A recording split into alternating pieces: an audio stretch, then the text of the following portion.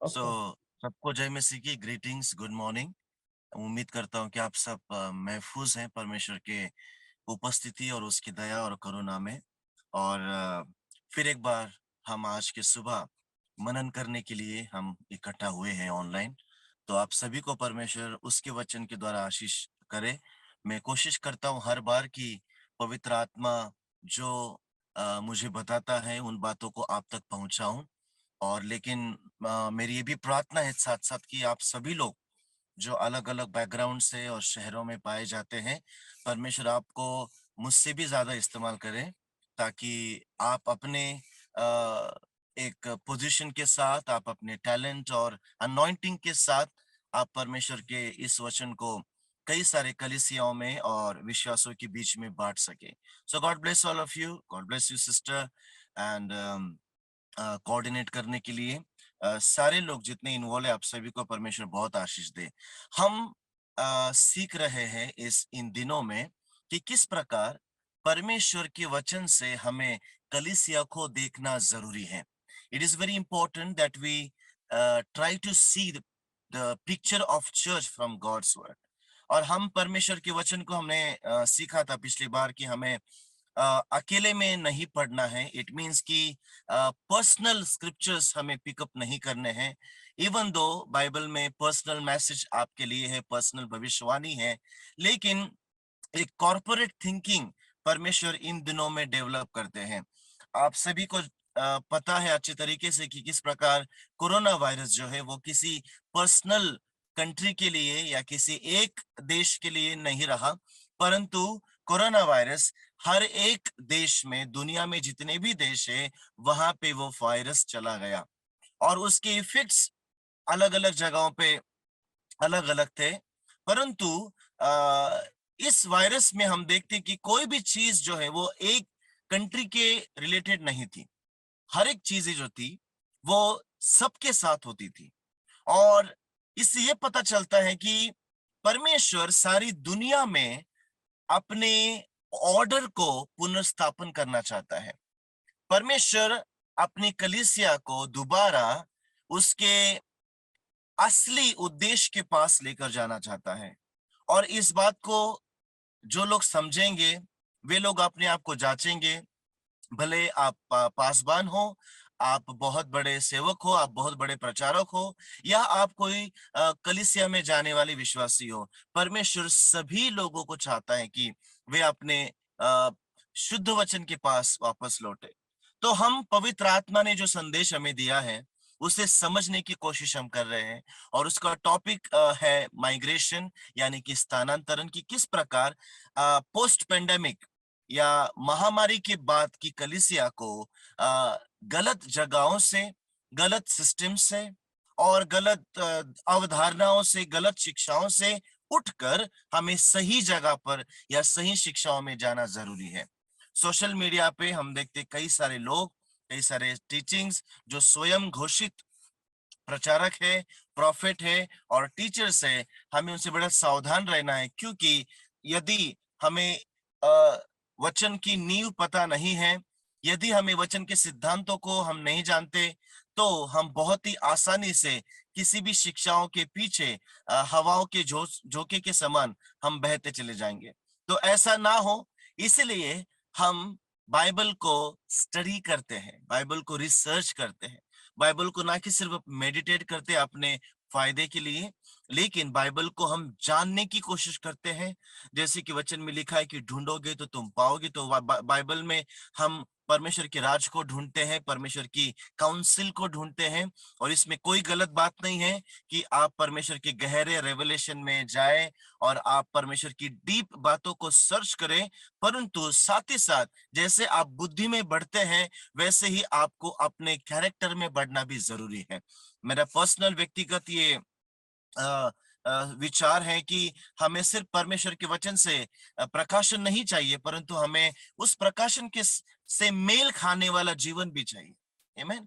कई लोगों के पास आप आज प्रकाशन है, शायद हो सकता है आपके पास मुझसे भी अच्छा प्रकाशन हो, परंतु यदि हमारा जीवन जो हम कह रहे हैं, जो हम बोल रहे हैं, उससे मेल नहीं खाता है, तो फिर हमारा ज्ञान, हमारी विजडम, हमारा कोई भी गिफ्ट जो है वो बिल्कुल बेकार होगा। सो हम इस यूहन्ना अध्याय 5 जो हमारा की पैसेज है, इस पैसेज से हम जानने की कोशिश कर रहे हैं कि किस प्रकार बेथेस्दा की कलीसियाओं को परमेश्वर ने किस प्रकार आके अपने उद्देश्य से आगे बढ़ाया।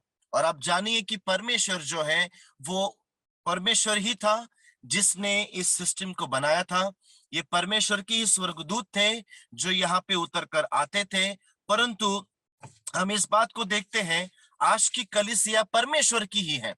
चाहे कोई संस्था क्यों ना हो, चाहे कोई मूवमेंट क्यों ना हो, जो शुरू में बहुत ही प्योर, बहुत ही सिंपल और बहुत ही पवित्र शुरू होती है, लेकिन हम देखते हैं यदि आप कलीसिया के इतिहास को देखते हैं, आप कई सारे डिनोमिनेशंस को स्टडी करते हैं, क्रिटिसाइज करने के लिए नहीं परंतु सीखने के लिए। आमेन। एंड लास्ट टाइम मैंने एक बात बोली थी, यदि आपको याद है, कि बाइबल में परमेश्वर ने सारी चीजें बैलेंस की हैं। परमेश्वर ने अपने महान दासों की अच्छाइयां बताई है, उनकी धार्मिकता के बारे में बताया है। परमेश्वर ने उनकी अनॉइंटिंग को एक्सपोज किया कि कितने अनॉइंटेड ही लोग थे। लेकिन हम इस बात को ना भूलें कि बाइबल में परमेश्वर ने उनकी गलतियों को भी एक्सपोज किया है। हालेलुया। हमें तैयार रहना है कि हम दूसरों की गलतियों से भी सीखें। हमें तैयार रहना है कि हम अपनी भी गलतियों से सीखें। जो गलतियां हमने पुराने समय में की थी, जो गलतियां हम सेवकाई करते समय करते हैं, जो गलतियां हमसे हो जाती है, उससे भी हमें सीखना है। और परमेश्वर का वचन हमें उन गलतियों को जब हम मेडिटेट करते हैं, जब हम उसे समझते हैं या बाइबल की कुछ कैरेक्टर्स को देखते हैं, गलत पैटर्न्स को देखते हैं, वो इसलिए नहीं है कि हम उनको क्रिटिसाइज करें, परंतु इसलिए है कि हम उन गलतियों को ना करें जो हमारे पूर्वजों ने की है।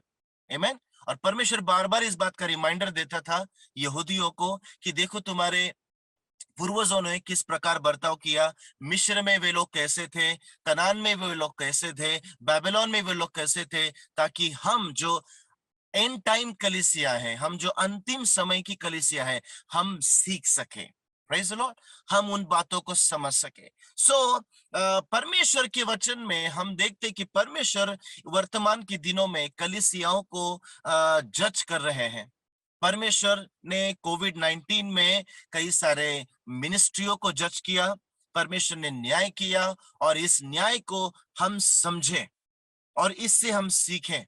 मैं अभी तक सीख रहा हूं और कोशिश कर रहा हूं कि परमेश्वर से पूछने के लिए कि परमेश्वर वाकई में आपका पैटर्न क्या है कलीसिया के लिए। कलीसिया के लिए आपकी इच्छा क्या है। कहीं ऐसा ना हो कि हम अपनी ही कलीसिया बना दें, जबकि परमेश्वर ने कहा था कि मैं मेरी कलीसिया बनाऊंगा। पतरस को परमेश्वर ने कहा। कहीं ऐसा ना होने पाए कि हम अपना ही परिवार एस्टेब्लिश करें, अपने लिए ही खुद का एक एम्पायर खड़ा कर दे, साम्राज्य खड़ा कर दे, जबकि परमेश्वर चाहता है कि उसका राज्य इस पृथ्वी के ऊपर विस्तारित हो, जो राज्य उसने आपके और मेरे बीच में निवेश किया है। आमेन। सो बेथेस्दा के इस जगह पे हम देखते हैं, बेथेस्दा का अर्थ होता है करुणा का घर। और इस करुणा के घर में देखते हैं कि सारे लोग जो मौजूद हैं, वो सारे लोग करुणा के लिए मौजूद हैं।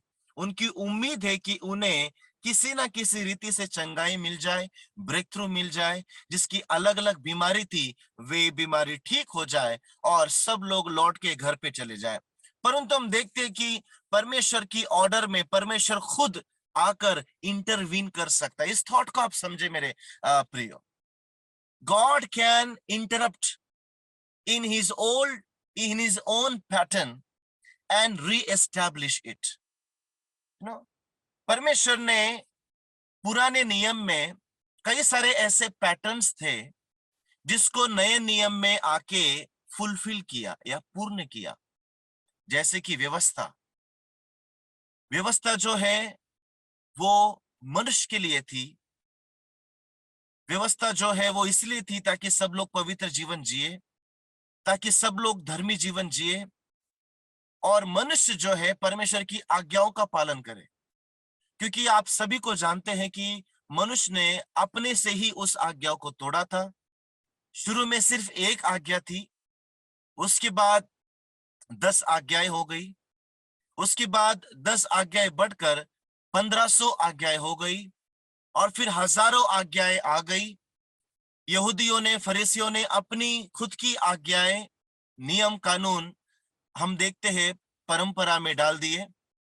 परंतु यीशु मसीह ने नए नियम में सिर्फ 2 आज्ञाओं को, अंतिम आज्ञाओं को बताया है।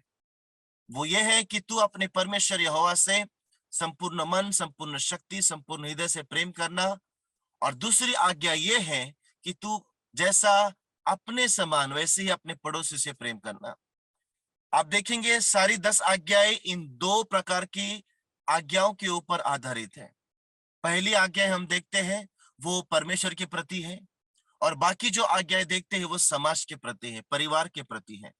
और यीशु मसीह ने इन सारी व्यवस्थाओं को अपने में फुलफिल किया, अपने में पूर्ण किया, और उसने कहा कि मेरे पीछे चलो। अब हमें कई सारे लोगों को फॉलो करने की जरूरत नहीं है, हमें सिर्फ यीशु मसीह को ही फॉलो करना काफी है। परंतु हम व्यवस्था को तुच्छ नहीं जानते, इस बात को आप समझना बहुत जरूरी है। कई लोग पुराना नियम बिल्कुल नहीं पढ़ते हैं, कई लोग पुराने नियम से बिल्कुल प्रचार करना पसंद नहीं करते। उनके प्रचार यूहन्ना, मत्ती, मरकुस से और पत्रियों से, प्रकाशित वाक्य से है, परंतु पूरा नियम का कोई जिक्र नहीं होता है। नहीं, the law is the school master, the law is the primary school, and the new testament is the high school. लेकिन मेरे प्रियो, जब हम हाई स्कूल में आते हैं तो प्राइमरी की टीचिंग हम भूलते नहीं हैं, क्योंकि यदि हम हाई स्कूल में हैं, यदि हम यूनिवर्सिटी में हैं, तो इसलिए है क्योंकि एक समय था हम प्राइमरी स्कूल में थे। आमीन। हम पुराने नियम को, पुराने बातों को, व्यवस्था को निग्लेक्ट ना करें। जो बातें शारीरिक थी उनको आत्मिक रीति से समझने की हम कोशिश करें। एक उदाहरण मैं देना चाहूंगा, जैसे कि फसह का पर्व। कितने लोगों को पता है the feast of the pass over? फसह का पर्व जो है यहूदी लोग सेलिब्रेट करते थे, और उस पर्व में हम देखते हैं मेरे प्रियो कि लोग जो है इकट्ठा होते थे, अपने फसह को लेते थे, और एक बलिदान होता था। और उस पर्व में जो है लोग उस बात को याद करते थे कि किस प्रकार परमेश्वर ने हमारे पूर्वजों को मिस्र में से बाहर निकाला था।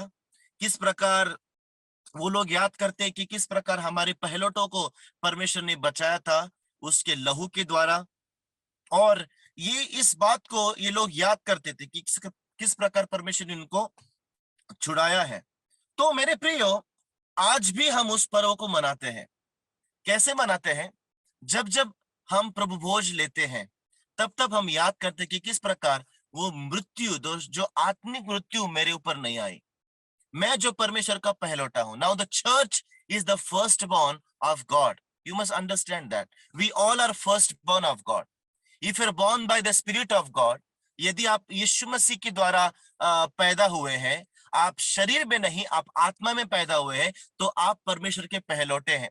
और उस पहलौटे की आशीष परमेश्वर आपको जरूर देता है यदि आप वैसा जीवन जीते हैं। तो जब जब हम यीशु मसीह को याद करते हैं, जब जब हम उस मेज पे शामिल होते हैं, we partake in the communion, तब तब मेरे प्रियो हम उस फसह के पर्व को सेलिब्रेट करते हैं। उस समान नहीं जैसे यहूदी करते थे, परंतु जैसे यीशु मसीह ने हमको बताया। आमीन। हम फीस्ट ऑफ टैबरनेकल, एक तंबू का पर्व था, यदि आपको याद होगा। तंबू का पर्व हम आज भी मनाते हैं। पहले के समान तंबू का पर्व अलग था, परंतु आज हम तंबू का पर्व कैसे बना सकते हैं?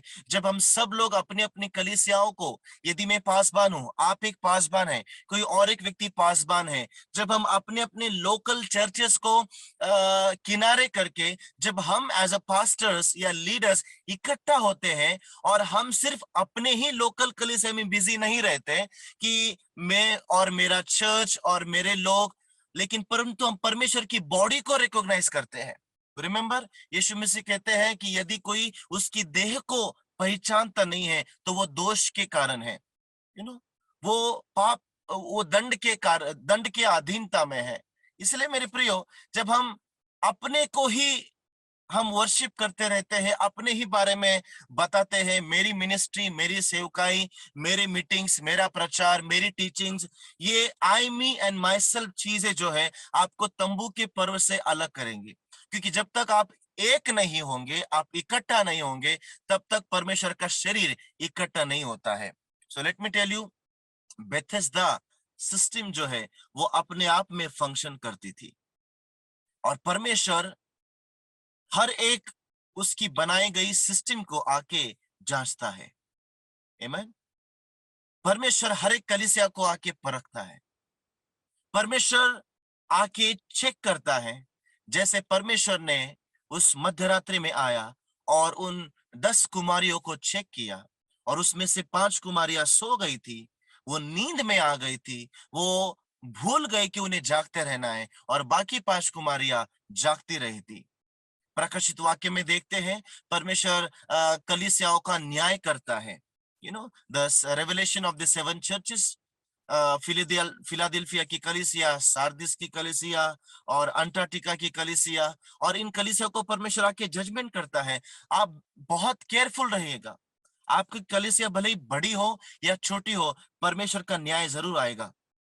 परमेश्वर जरूर परखेगा कि ये मटेरियल जो है, ये भूसा लकड़ी तो नहीं है, या सोना चांदी और बहुमूल्य पत्थर तो नहीं है।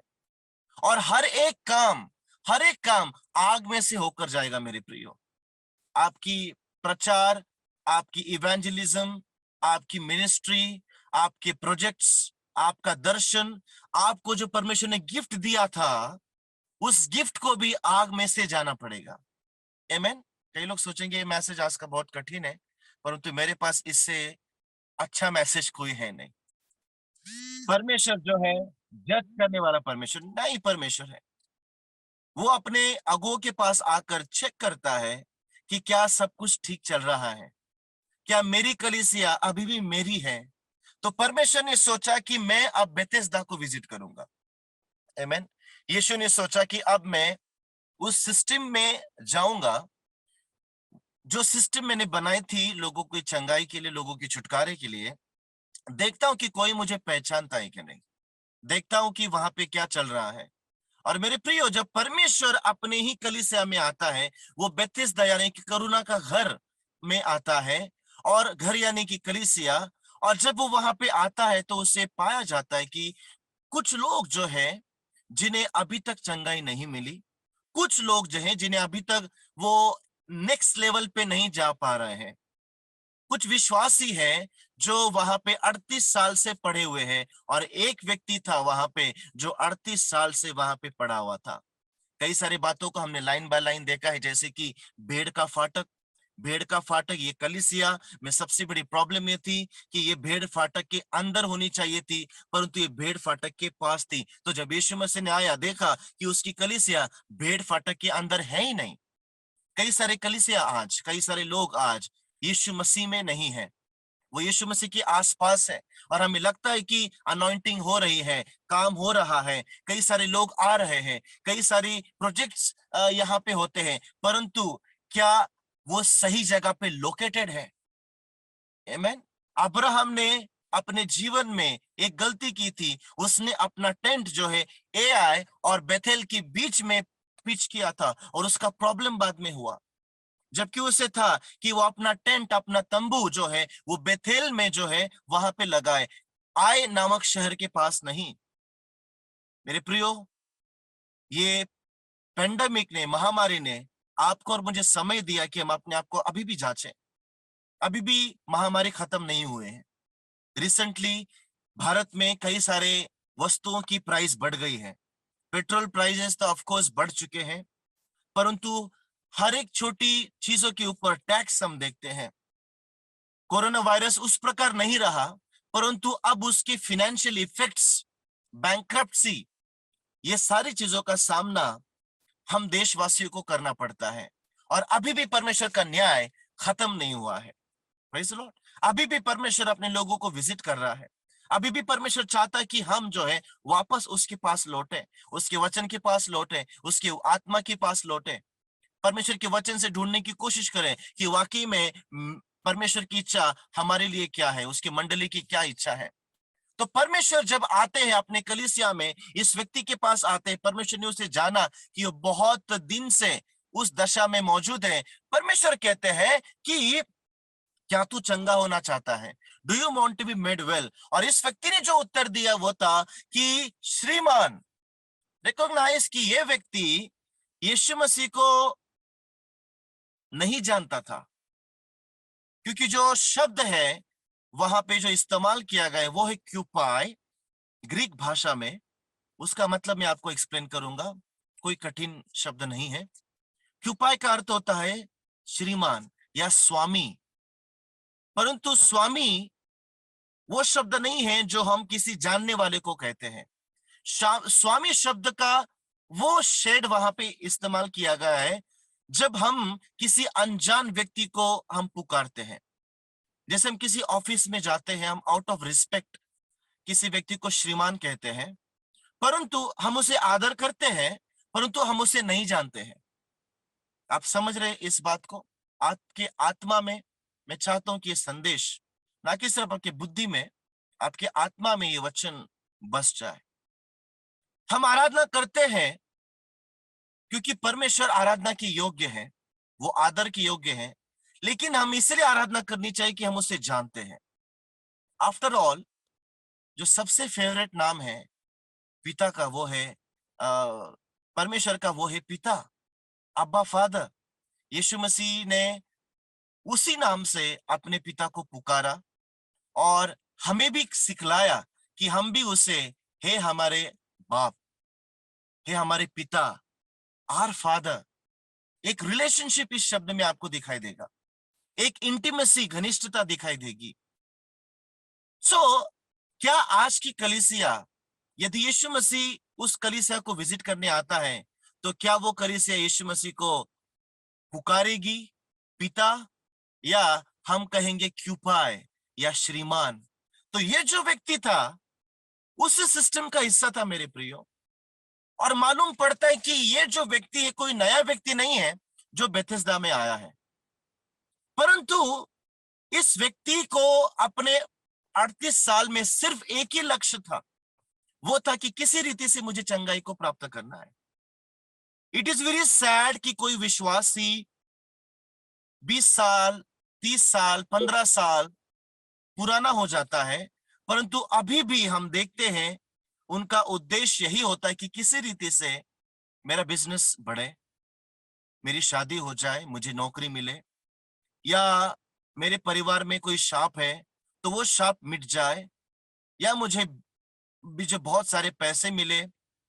कई लोग इसीलिए परमेश्वर के भवन में आते हैं क्योंकि उन्हें लगता है कि हमें किसी रीति से जो है परमेश्वर ऊंचा उठाए। सारे जो उद्देश्य होते हैं मेरे प्रियो, वो खुद के लिए होते हैं, उसमें कोई बुरी बात नहीं है परमेश्वर से एक्सेप्ट करना, बिल्कुल नहीं। परंतु बुरा यह होगा कि जब आपको सब कुछ मिलता है या आपको नहीं भी मिला, अगर आपको कभी कभी हीलिंग नहीं मिली, कभी कभी आपको प्रॉस्पेरिटी नहीं मिली, या कभी कभी आपको आपकी प्रार्थना को उत्तर 10 साल हो गए नहीं मिल रहा है, लेकिन क्या तब भी आप परमेश्वर की इच्छाओं को मांग रहे हो, या खुद की इच्छा को परमेश्वर के सामने आप रखते हो? ये दो प्रकार की कैटेगरी के लोग होते हैं।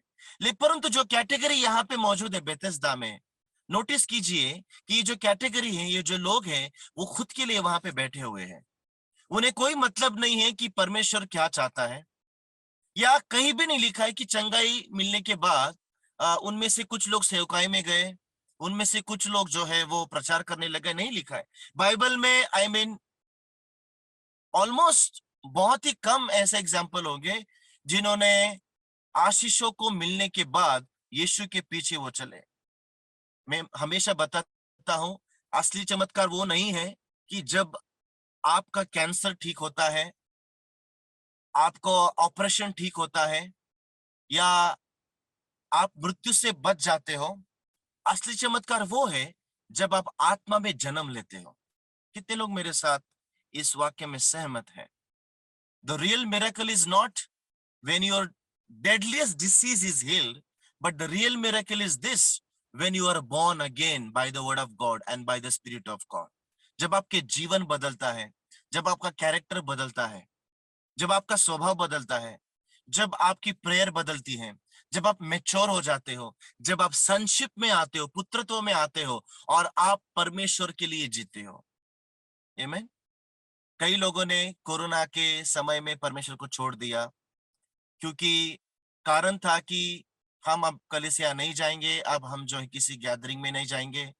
कई लोगों ने जो है प्रार्थना करना छोड़ दिया, देना छोड़ दिया कई लोगों ने, क्योंकि कारण है कि मेरी नौकरी चली गई, मेरा बिजनेस ठप हो गया, मेरे पास इनकम नहीं है। परंतु कुछ लोग ऐसे भी हैं जिन्होंने इस महामारी में भी परमेश्वर को जो होता है वो देना बंद नहीं किया। कई लोग हैं जिन्होंने अपने अगुओं को फेथफुली देते रहे, अपने आत्मिक पिताओं को वो लोग देते रहे, परमेश्वर की बॉडी में वो लोग देते रहे।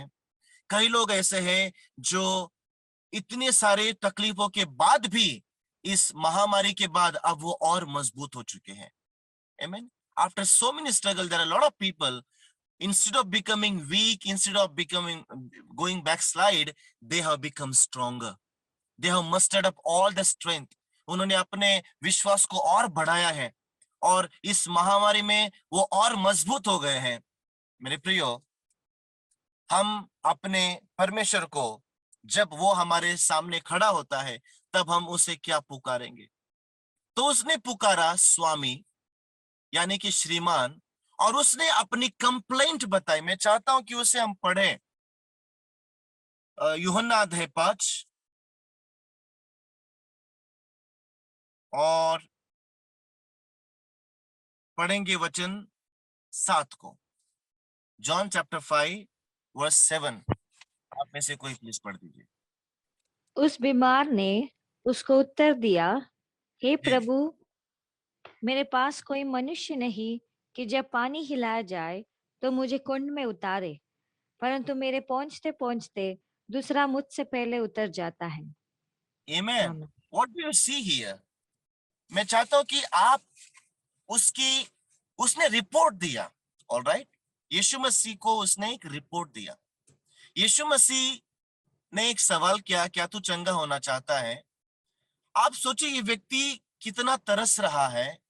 ये व्यक्ति अपने मन में ही उन बातों को लेकर चल रहा है, और यीशु मसीह ने जब पूछा है तो उसने बताया कि मेरे पास कोई मनुष्य नहीं है कि जब पानी हिलाया जाए, स्वर्गदूत आते हैं तो मुझे पहला कोई लेकर जाए, क्योंकि रूल ये था कि आपको पहले जाना है। ऑलराइट। बेथेस्दा सिस्टम जो है वो सिस्टम कॉम्पिटिटिव सिस्टम है। आमीन। कॉम्पिटिटिव है। कई सारे कलीसियों में आज कॉम्पिटिशन है, विश्वासियों में कॉम्पिटिशन है, पासवानों के बीच में कॉम्पिटिशन है कि किसका चर्च कितना बड़ा है। आजकल सक्सेस की परिभाषा या सफलता की परिभाषा क्या है कि जितने ज्यादा लोग आपके पास होंगे, जितने ज्यादा पैसे आपके पास होंगे, उतने ज्यादा आप मिनिस्ट्री में सक्सेसफुल है, उतने ज्यादा आप बड़े व्यक्ति हैं। मेरे प्रियो, ये कलीसिया भी बहुत बड़ी थी, क्योंकि वचन कहता है कि वहां पे बहुत सारे लोग थे। बाइबल लिखा है there is a multitude, it's a big church, it's a mega church. भले ही कोई बड़ा कलीसिया हो, लेकिन परमेश्वर के न्याय से कोई नहीं चुकेगा। आमीन। परमेश्वर की जांच और परख से कोई नहीं चुकेगा। आप पुराने विश्वासी हो या नए विश्वासी हो, आप अमीर हो या गरीब हो, आप परमेश्वर के न्याय से नहीं चूकोगे। परमेश्वर की काउंसिल से, परमेश्वर के परमेश्वर आपके पास भी आएगा कि आपसे रिपोर्ट ली जाए। और रिपोर्ट क्या दी इस व्यक्ति ने? He said, I have no man, मेरे पास कोई मनुष्य नहीं है। How sad it is. एक ऐसी जगह जहां पे मल्टीट्यूड है। मल्टीट्यूड, यू नो, मल्टीट्यूड तब कहा जाता है बाइबल में जब गिनती के बाहर होता है। ऑलराइट। जहां जहां गिनती होती है बाइबल में मेंशन किया है, जैसे कि 3,000, 5,000, यू नो, ये जो क्राउड है मेंशन की गई है बाइबल में, उनकी गिनती हुई है। लेकिन जिसकी गिनती नहीं है उसे बाइबल की भाषा में कहते हैं मल्टीट्यूड, यानी कि बहुत बड़ी भीड़। बाइबल में कई बार लिखा है और बहुत बड़ी भीड़ उसके पीछे चली, यीशु के पीछे चली। कई सारे जगहों पे इसका जिक्र किया गया है। एक भीड़ आई उसके पास, बहुत बड़ी भीड़ थी। तो यहाँ पे भी वो इस शब्द इस्तेमाल किया है, बहुत बड़ी भीड़। हजारों लोग हो सकते हैं, लाखों लोग हो सकते हैं इस बेतesदा में, परंतु हर एक व्यक्ति स्वार्थी यहाँ पे पाया जाता है। क्यों? क्योंकि इस व्यक्ति की सबसे पहली कंप्लेंट है, आई हैव नो मैन। मेरे पास कोई मनुष्य नहीं है। यदि मैं आपके सामने मैन शब्द जो है, मनुष्य शब्द है, उसका विश्लेषण करूंगा तो आप शॉक हो जाएंगे। उसका विश्लेषण है, मेरे पास कोई नियुक्त व्यक्ति नहीं है। I do not have an appointed person. Appointed person, आप लोग नोट कीजिए इस बात को, समझ लीजिए इस बात को। नियुक्त व्यक्ति, इंचार्ज नहीं है। यू नो, किसी भी, मान लीजिए कोई स्कूल में कोई क्लासरूम है और क्लासरूम में कोई इंचार्ज टीचर नहीं है, तो क्या हालत होगी? सारे बच्चे क्या करेंगे? चुपचाप बैठेंगे या हल्ला करेंगे? सारे बच्चे हल्ला करेंगे बाय नेचर। सारे बच्चे जो है बेंच को बजाएंगे, कोई आके चौक फेंकेगा यहाँ वहां, कोई आके डस्टर एक दूसरे को मारेगा, कोई बच्चे जो है बेंच के ऊपर, डेस्क के ऊपर खड़े हो जाएंगे, कोई बच्चे जो है आप आपस में लड़ाई करेंगे, कोई बच्चे नाचेंगे। जब आप एंटर करते हो एक ऐसे क्लासरूम में जहां पे कोई टीचर ही नहीं है, तो वहां से बहुत शोर शराबा आता है, बहुत शोर शराबा। और जब अंदर जाते हो तो पता चलता है कि कोई भी अपनी ऑर्डर में नहीं है जैसे उन्हें होना चाहिए था। How many of you understand? कितने लोग समझ रहे इस बात को? मैं Holy Spirit help you to understand what I am trying to say. जब यीशु मसीह अपनी कलीसिया में आते हैं, क्या उसे ऑर्डर मिलेगी? क्या उसे वो तरीका मिलेगा? क्या उसे वो सिस्टम मिलेगी जो उसने शुरू में बनाई थी? परंतु जब वो इस कलीसिया में आते हैं, जब यीशु मसीह बेथेस्दा में आते हैं, तो पहली कंप्लेंट, यहाँ पे कोई नियुक्त व्यक्ति है ही नहीं। There is no appointed person. Everybody is busy in their own projects. हर एक व्यक्ति बिजी है, हर एक व्यक्ति अपने ही काम में लगा हुआ है। हर एक व्यक्ति चाहता है कि मैं कैसे वहां पे पहले जाऊं, मुझे कैसे चंगाई मिले। The kingdom of God is not a kingdom of selfish people. Please understand, परमेश्वर का राज्य स्वार्थी लोगों का नहीं है। इसलिए मैं बार बार इस बात को दोहराता हूं। कई लोग प्रेयर प्रेयर प्रेयर, प्रार्थना प्रार्थना प्रार्थना करते हैं, लेकिन यदि हमारी प्रार्थना सेल्फिश है, मेरे प्रियो, हमसे ज्यादा खतरनाक फिर और कोई नहीं है इस दुनिया में। कॉर्पोरेट सोच में आना बहुत जरूरी है। You first concept is very important. होना चाहिए था सीनियोरिटी, या जो ये व्यक्ति जो वरिष्ठ है, ये व्यक्ति जो पुराना है, इसे मौका मिलना चाहिए था। इसे होना चाहिए था कि कोई आकर कहे कि आप हमसे पहले यहाँ पे आए हैं, हम तो अभी 2 साल से हैं, आप पहले जाइए। वहां पे कोई रिकॉग्निशन नहीं है, वहां पे कोई व्यक्ति नियुक्त नहीं है, यानी कि इस व्यक्ति को बहुत सारी दरखास्त करनी पड़ी होंगी। आजकल मेरे प्रियो में देखता हूं, विश्वासी बिना लीडर्स के, बिना किसी आत्मिक कवरिंग के, बिना किसी आत्मिक पिता के, लोग तितर भीतर घूम रहे हैं, उस 38 नंबर में घूम रहे हैं। You know, number 38 is the number of wandering. 38 जो वर्ष है वो भटकने की स्थिति, क्योंकि 38 वर्ष तक, 40 वर्ष तक ये लोग भटकते रहे, और 38वें वर्ष जो है बहुत बड़ी हानि इज़राइल को हुई थी। Lot of people are still wandering, still wandering. मैं कई जगह जाता हूं प्रचार करने के लिए, और मैं पाता हूं कि लोग जो है, ऐसा लगता है कि सालों से उस जमीन के समान हो चुके हैं जिसके ऊपर कभी वर्षा नहीं हुई। और इस बात का दुख मुझे होता है, तरस आता है, और मैं कोशिश करता हूं कि जितना ज्यादा हो सके मैं वचन की सेवा करूं। चाहे कैसे भी लोग हो, पढ़े लिखे हो, नहीं पढ़े लिखे हो, बात एक ही है। आपका दुनिया की डिग्री, दुनिया का नॉलेज आपको बाइबल को समझने में बिल्कुल हेल्प नहीं करेंगे, क्योंकि बाइबल को आत्मा से ही समझा जा सकता है, पवित्र आत्मा के द्वारा ही समझा जा सकता है। ग्रीक या हिब्रू सिर्फ आने से, इंग्लिश अच्छी आने से, या कोई भी भाषा अरेमिक अच्छे आने से आप बाइबल को नहीं समझ सकते। आप बाइबल को तभी समझेंगे जब आप अपनी छोटी सी बुद्धि के साथ परमेश्वर की आत्मा को आप पहली प्रायोरिटी दोगे, और फिर परमेश्वर का वचन आपको परमेश्वर बात करेगा।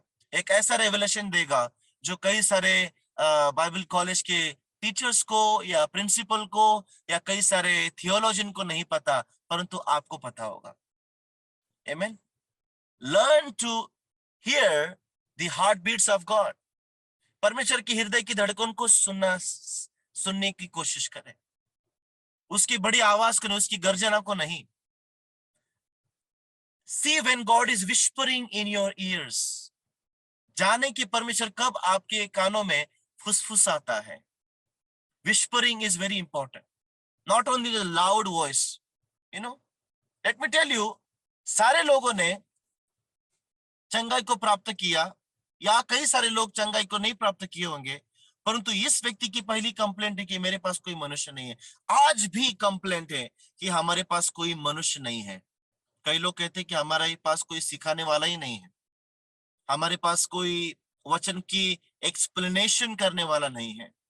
एंड मुझे बेथेस्दा की याद आती है कि बेथेस्दा में भी तो कोई नहीं था जो अगले लेवल पर लेकर जाए।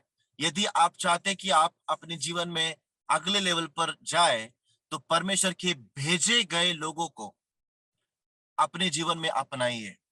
स्पिरिचुअल फादर, आत्मिक पिता को अपनाइए। एक ऐसे शिक्षक को, मेंटर को आप ढूंढिए जो परमेश्वर के करीब आपको ले जाएगा। ब्रेक थ्रू आपको अकेले में बिल्कुल नहीं आएगा।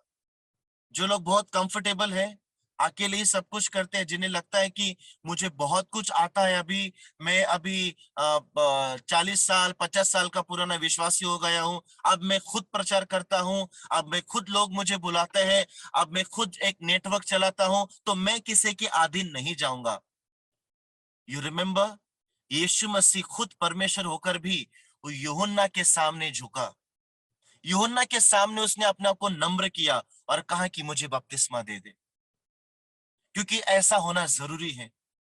ये व्यवस्था है, ये लॉ है, ये रीति है, ऐसा होना बहुत जरूरी है। और यीशु मसीह ने कहा, यूहन्ना ने कहा कि मैं तो तेरे जूते के फीते खोलने के लायक नहीं हूं। यीशु ने कहा नहीं, you have to baptise me, it is you who is appointed for baptism.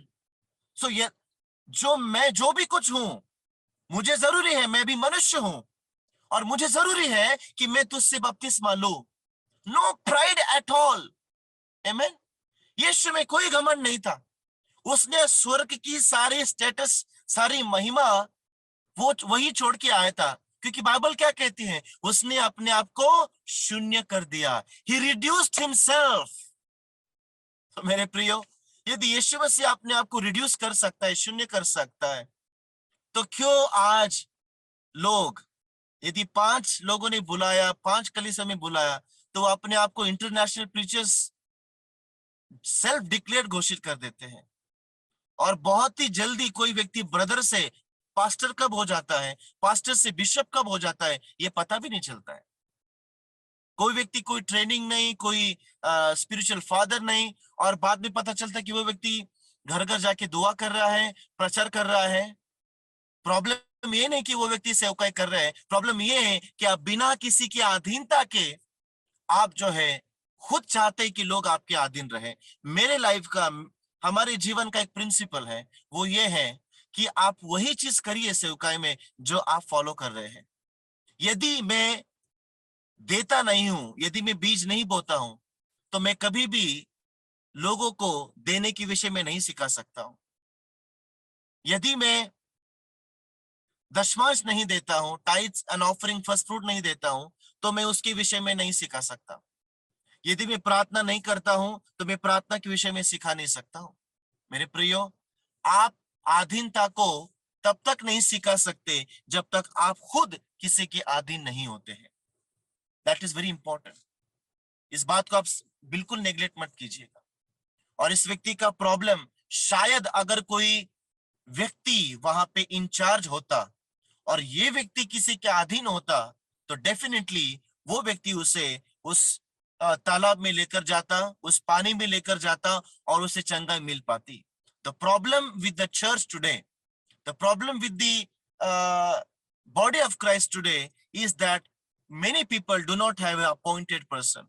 कई लोगों को एक नियुक्त व्यक्ति नहीं है जो व्यक्ति उन्हें अगले स्तर पे, अगले लेवल पे लेकर जाए. So be very careful. Ruth को नाओमी की जरूरत पड़ी ताकि वो बोआज के पास जाए. Without Naomi, Ruth could not go to Boaz. This is the order. और बोआज ने तभी ना रूथ को जो है नोटिस किया जब उसे पता चला कि रूथ ने नाओमी को कैसे ऑनर किया है, किस प्रकार से वो मोआब छोड़कर अपनी सास के साथ आई है. Spiritually it's a spiritual father and son. हमने टैबरनेकल ऑफ डेविड टॉपिक में इन बातों को सीखा था जब हम फादर एंड सन इन बातों को सीख रहे थे. It's very important, very important. शमूएल के लिए बहुत जरूरी था कि शमूएल एली याजक के अधीनता में मंदिर में रहे, एली की आवाज को सुने, एली की टीचिंग्स को सुने. और एली की आवाज सुनते सुनते शमूएल परमेश्वर की आवाज सुनने लग गया. और उस रात क्या हुआ, परमेश्वर खुद बात कर रहा था और एली ने कहा ये परमेश्वर है जो तुझसे बात कर रहा है. एली ने उसे रिलीज किया. Spiritual father is very important, very very important. यीशु मसीह के स्पिरिचुअल फादर थे Elijah and Moses. David was the spiritual father. Abraham was the spiritual father. That is why people used to call him, O son of Abraham, O son of David, दाऊद का बेटा, दाऊद का पुत्र, Abraham का पुत्र. और जब वो उस माउंट में था तब मूसा और एलिया उसके सामने प्रकट हुए. Moses is the picture of the law. मूसा व्यवस्था का प्रतीक है और एलिया प्रॉफिट का प्रतीक है. So Elijah represents the prophetic and Moses presents the apostolic. So it is the apostolic grace and the prophetic grace which is needed in the church. नबूवत का अनुग्रह और प्रेरित का अनुग्रह, उन अनुग्रह के द्वारा यीशु मसीह परिपूर्ण थे. The law, the word of God and the spirit, the prophetic. और ये लोग उसके सामने प्रकट हुए आकाश में और यीशु मसीह ने अपने आप को उनसे भर लिया. वो उनसे बातें कर रहा था. You see the humility of Jesus Christ. जब वो 12 साल का था तब भी वो याजकों के सीख रहा था, रब्बियों से सीख रहा था. Jesus never neglected learning, never ever. यीशु ने कभी भी सीखना छोड़ा नहीं. परंतु आज के लोग, आज के विश्वासी, आज के पास्टर्स, मैं किसी को जज नहीं करता हूं, बट ये हकीकत है, मैं किसी का नाम नहीं लेता हूं, परंतु ये रियलिटी है कि सीखना नहीं चाहते, अधीनता में नहीं आना चाहते. लोगों को लगता है कि जो उन्होंने सीखा था, जो पैटर्न, अब वही है, वही हम जिंदगी भर आगे कॉपी पेस्ट करते रहेंगे. परमेश्वर कहते मैं नए वचन से तुझे भर दूंगा. Hallelujah. I am going to say a new thing that no one has ever heard. God says to Jeremiah, मैं तुझे नई बातें बताऊंगा. We are missing the new word of God. We are missing the now word of God, the present word of God, the present revelation. आज का प्रकाशन, आज का वचन, आज की रोटी, that is missing in the body of Christ. So my dear family, Jain family, सारे लोग, want to request all of you कि कभी भी अपने आप को आइसोलेशन में मत लेकर जाइए. अकेले ही सेवकाई करना, independency is not from God. Independency बिल्कुल भी परमेश्वर की ओर से नहीं है. We are interdependent, we are interdependent. एक दूसरे के प्रति कोवेनेंट बनाए, हम एक दूसरे को जाने, हम एक दूसरे विश्वासियों के साथ फेलोशिप करते रहे. क्योंकि जब आप बाकी कलीसियाओं को देखोगे आपको पता चलेगा कि आप में क्या प्रॉब्लम है. जो व्यक्ति इंडिपेंडेंट है, जो व्यक्ति अकेला है, वो व्यक्ति को पता ही नहीं कि मैं गलत कर रहा हूं या सही कर रहा हूं, क्योंकि there is no one to correct, no one to correct. किसी नीति वचन में लिखा है कि if there is no one to counsel you, it's very dangerous thing. यदि आपको कोई करेक्ट करने वाला नहीं है, करेक्शन करने वाला नहीं है, तो मेरी प्रियो, विपत्ति के समय आप पूरी तरीके से टूट जाएंगे. जब जजमेंट आपके ऊपर आएंगी आप टिक नहीं पाएंगे। दाऊद को करेक्ट करने के लिए लोग थे, आमीन, प्रोफेट्स थे जो करेक्ट करते थे। चेलों को करेक्ट करने के लिए यीशु मसीह था। हमें भी करेक्ट करने के लिए एक परमेश्वर का भेजा गया मनुष्य जरूरी है। सो द पहली प्रॉब्लम इस व्यक्ति ने बताई, जो रिपोर्ट में सबसे लेवल 1 पे जो प्रॉब्लम थी, वो प्रॉब्लम थी आई हैव नो मैन। और आज के सेशन में हमने उसी पे मेडिटेट किया है। और अभी इसके बाद मुझे सर्विस में जाना है, तो मैं क्विकली इस पॉइंट को कंक्लूड करना चाहूंगा इस बात से कि अपने आप को नम्र करें, humble yourself. Pride is the thing that will keep you away from God's purposes. Haughtiness, pride, if you puffed up, don't be puffed up. बिल्कुल घमंड ना आने दे अपने जीवन में, बिल्कुल भी प्राइड ना आने दे, आधीन होने से बिल्कुल ना झुके। मेरे कई सारे स्पिरिचुअल सन्स है जो मुझसे बड़े हैं उम्र में और मुझसे अच्छे हैं, परंतु वो सबमिट करते। कई सारे लोग, फैमिलीज ऐसे हैं, कई सारे पास्टर्स भी हैं जो मेरे से बड़े हैं सेवकाई में, परंतु वो मुझसे सीखते हैं और मुझे बहुत अच्छा लगता है उन बातों को। वो मुझे मेरी उम्र की वजह से नहीं, परंतु जो वचन मेरे अंदर है, जो यीशु मेरे अंदर है, उससे जुड़े हुए, उससे कनेक्टेड है। मेरे प्रियो, जिनसे मैं कनेक्टेड हूं, जिनसे मैं अधीनता में हूं, वो एक महिला है। She is a lady pastor, but I don't see her as a lady, I see her as a spiritual father. I see her as a spirit because there is no male, no female. It's a spirit. We are all a one in the body of Christ. अधीनता में रहे। 6 साल Bible seminary में बिताए, अच्छे से अच्छे intellectual talented लोगों के साथ रहा, खुद एक प्रचारक, इवेंजलिस्ट, टीचर, परंतु आज भी मैं किसी से सीखता हूं और जब तक जीवित हूं मैं अधीनता में रहूंगा, क्योंकि वहीं से अनुग्रह आपके जीवन में आता है, वहीं से आप नेक्स्ट लेवल में जा सकते हो, क्योंकि परमेश्वर अपने भेजे गए लोगों के साथ, उनके द्वारा अपना काम करता है। सो इस बेथेस्दा में तो सबसे पहली प्रॉब्लम थी कि वहां पे कोई भी व्यक्ति ऑर्डर नहीं था, जबकि ये मल्टीट्यूड यहाँ पे थी, बहुत बड़ी भीड़ यहाँ पे थी। आज बहुत बड़ी भीड़ तो है परमेश्वर के राज्य में, लेकिन कितने लोग वाकई में नियुक्त किए गए हैं, या कितने लोग अपना बिजनेस कर रहे हैं, या कितने लोग सिर्फ अपने लिए ये सोच रहे हैं, या कितने लोग उस दर्शन के साथ, बोझ के साथ, आत्माओं के बोझ के साथ परमेश्वर की सेवकाई करते हैं। And I want to encourage अक्का, sister Priscilla and sister Beulah and many other people. God really bless all of you. I see the burden of God in you. I see the zeal in you. I see the reason that I'm connected to you is not because any other reason. It's because of the same vision. It's because of same perspectives. It's the same burden that we all share. भले हम लोग बहुत दूर दूर हैं और हम लोग कभी मिले भी नहीं, but why we are one family? Because not, it's not the obligation or routine. मेरे लिए आपके सामने संडे आना रूटीन नहीं है। I don't do it. I don't go to any pages. I don't go do that. आप लोग इस बात को जानते हैं।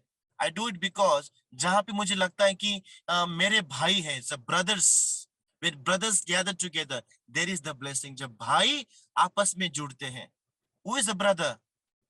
Who knows the will of God? जो पर एक पिता से जन्मा हुआ है, जो परमेश्वर पिता की हृदय को जानता है, जो सेम दर्शन को लेकर चलता है। So God bless all of you, all the leadership of Zion. May God flourish you. May God take you to remotest places and help you to reach and educate people through the channel in various languages. And जितने भी लोग आप लोग जुड़े हैं, आप और लोगों को इनवाइट करें, आप और लोगों को लेकर आए, ताकि हम मूर्खता से बुद्धिमानी की ओर जाएं, हम एक्यूरेसी में जाएं और हम परमेश्वर को और करीबता से जानें। So God bless all of you, और हम फिर मिलेंगे next Sunday. Till then you meditate on John chapter 5। आप मेडिटेट करते रहें और परमेश्वर से पूछे कि इसमें और कौन सी बातें हैं जो परमेश्वर आपको बताना चाहता है। So hand over to you sister. मैं चाहता हूं कि कोई हमारे बीच में प्रार्थना में अगुवाई करे। somebody to lead in prayer. Thank you, Jesus. Hallelujah.